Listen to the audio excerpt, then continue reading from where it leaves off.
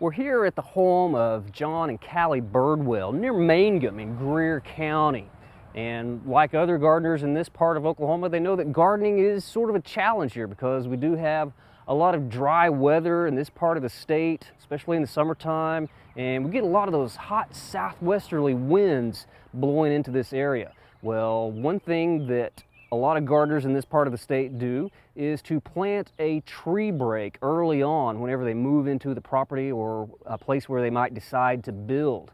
And the Birdwells here have some nice hedges or windbreaks out of eastern red cedar. They've got a few other trees like the Arizona cypress, a few deciduous trees like some catalpas and a few other things like that. Then they've got a shrub layer. They have several nice chaste trees or vitex growing in the area that help sort of filter out some of that wind and just blocks the wind, keeps those plants from desiccating quite so bad. Well, right here they are taking advantage of a little bit of windbreak and a little bit of shade from sugar maple and a pine to grow this tree. This is a deodar cedar, very nice, lovely tree that is sort of on the north end of its range, even here in southern Oklahoma.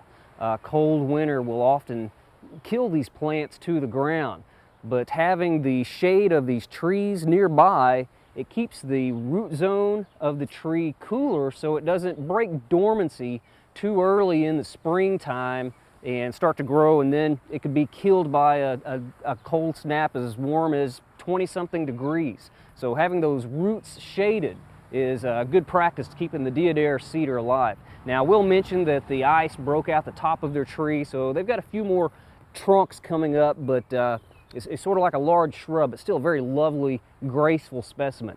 Well, another plant that I'm really impressed with here at the Birdwells property is this wisteria.